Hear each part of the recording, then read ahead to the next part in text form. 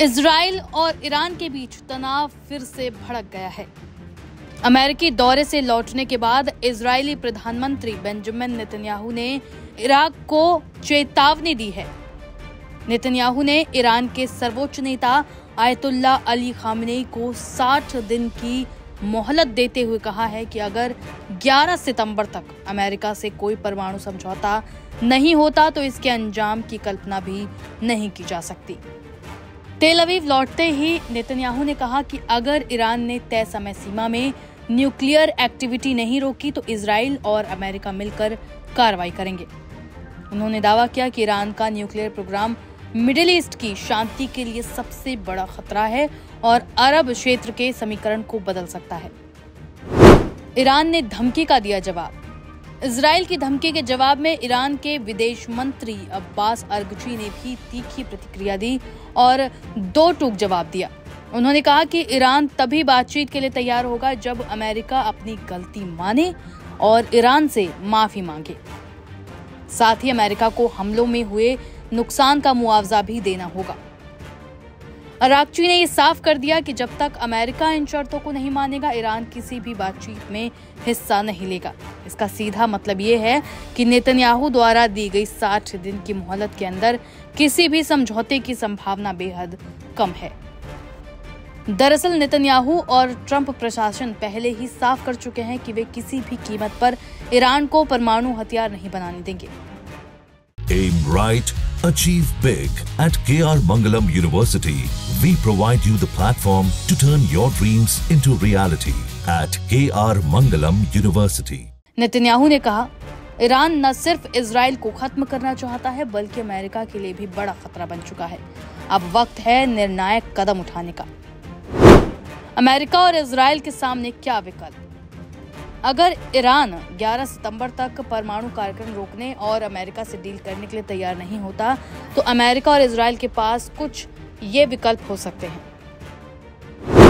पहला विकल्प है कूटनीतिक दबाव बनाना। दरअसल अमेरिका वैश्विक मंचों पर ईरान को अलग थलग करने और नए प्रतिबंधों के जरिए दबाव बढ़ा सकता है। दूसरा विकल्प खुफिया कार्रवाई है, जिसमें ईरान के संवर्धित यूरेनियम ठिकानों की पहचान कर उन्हें गुप्त ऑपरेशनों से निष्क्रिय किया जा सकता है। इसके अलावा तीसरा विकल्प ये भी हो सकता है कि अमेरिका अपने B-2 बॉम्बर्स के जरिए ईरान के एटॉमिक ठिकानों पर एयर स्ट्राइक कर सकता है। चौथा विकल्प ये है कि इजराइल एक तरफा सैन्य कार्रवाई करते हुए ईरान के अंडरग्राउंड न्यूक्लियर साइट्स पर ग्राउंड ऑपरेशन शुरू करे। और आखिरी विकल्प ये है कि अमेरिका और इजराइल मिलकर संयुक्त सैन्य ऑपरेशन चलाएं जिससे ईरान के परमाणु ढांचे को पूरी तरह से खत्म किया जा सके। नेतन्याहू के इस रुख के बाद अब इजराइल के रक्षा मंत्री याओ गैलेंट जल्द ही अमेरिका का दौरा कर सकते हैं।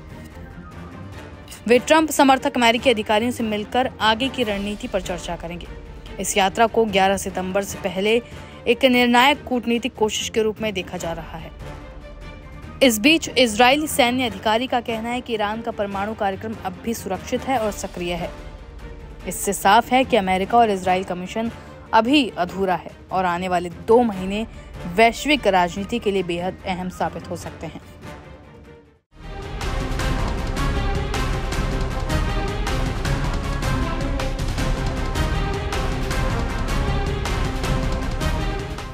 बीते महीने ईरान और इसराइल के बीच युद्ध होने के बाद क्षेत्रीय सुरक्षा के मामले में ईरान ज्यादा सतर्क हो गया है। इसराइली हमलों के बाद ईरान दुनिया भर से समर्थन जुटा रहा है और इसी कड़ी में उत्तर कोरिया ने बड़ा समर्थन दिया है।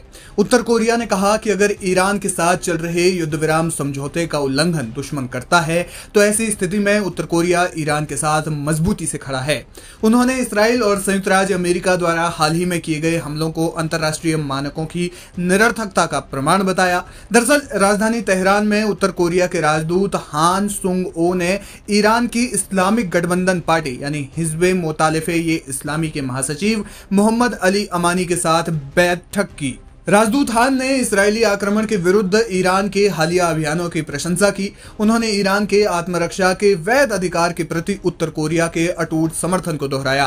उत्तर कोरियाई राजदूत हान ने प्रतिबंधों और दबाव के बीच तेहरान और प्योंगयांग के बीच ऐतिहासिक सहयोग का जिक्र करते हुए कहा कि ईरान के खिलाफ ज़ायोनी आक्रमण की शुरुआत से ही हम ईरानी लोगों के साथ खड़े हैं।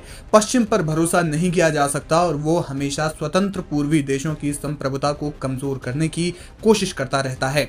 हम आपका महत्वपूर्ण संदेश प्योंगयांग में अपने नेतृत्व तक पहुंचाएंगे और किसी भी युद्ध विराम उल्लंघन की स्थिति में ईरान के साथ मजबूती से खड़े होंगे। उत्तर कोरिया के राजदूत हान सुंग ओ ने ईरान के शांतिपूर्ण परमाणु प्रतिष्ठानों पर अमेरिकी हमले की निंदा करते हुए इसे अंतर्राष्ट्रीय मानकों की निरर्थकता का प्रमाण बताया, जो पहले ही IAEA की निगरानी में थे। ये कोई पहली बार नहीं है जब उत्तर कोरिया ने ईरान के लिए अपना समर्थन जताया हो।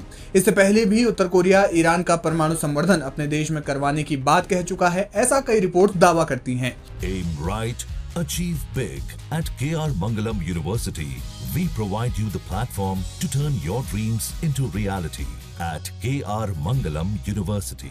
अमेरिका के पूर्व राष्ट्रीय सुरक्षा सलाहकार जॉन बोल्टन ने भी इस मामले में आशंका जताई थी। जॉन बोल्टन और अन्य विशेषज्ञों ने दावा किया कि ईरान का परमाणु कार्यक्रम उत्तर कोरिया के साथ गुप्त रूप से जुड़ा हो सकता है। बोल्टन ने यह भी कहा कि ईरान के परमाणु कार्यक्रम का कुछ हिस्सा उत्तर कोरिया में संभवतः किसी पहाड़ी क्षेत्र में संचालित हो सकता है। आपको बता दें कि उत्तर कोरियाई राजदूत और मोहम्मद अली अमानी के बीच हुई बातचीत के दौरान अमानी ने उत्तर कोरिया के रुख की सराहना की और इस बात पर जोर दिया कि क्षेत्रीय प्रतिरोध मोर्चे की एकता पश्चिमी एशिया की सुरक्षा सुनिश्चित करने की एक कुंजी है। उन्होंने उत्तर कोरिया जैसे स्वतंत्र राष्ट्रों के सहयोग को अमेरिका और इसराइल की साजिशों का मुकाबला करने के लिए महत्वपूर्ण बताया। अमानी ने कहा कि ईरान, उत्तर कोरिया, फिलिस्तीन और अन्य क्षेत्रीय देश के लोगों के अधिकारों को सुनिश्चित करने के लिए प्रतिरोध ही एकमात्र रास्ता है।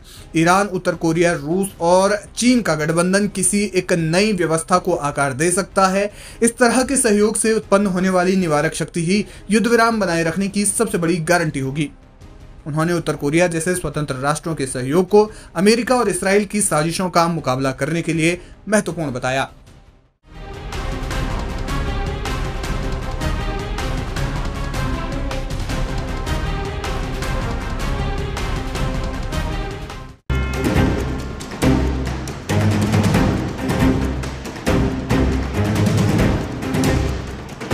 वार पर वार, एयर स्ट्राइक पर एयर स्ट्राइक, हमले पर हमले, वो भी इसराइल और अमेरिका के जरिए। और कोई हो तो ऐसा गिरे कि फिर उठना मुश्किल हो जाए।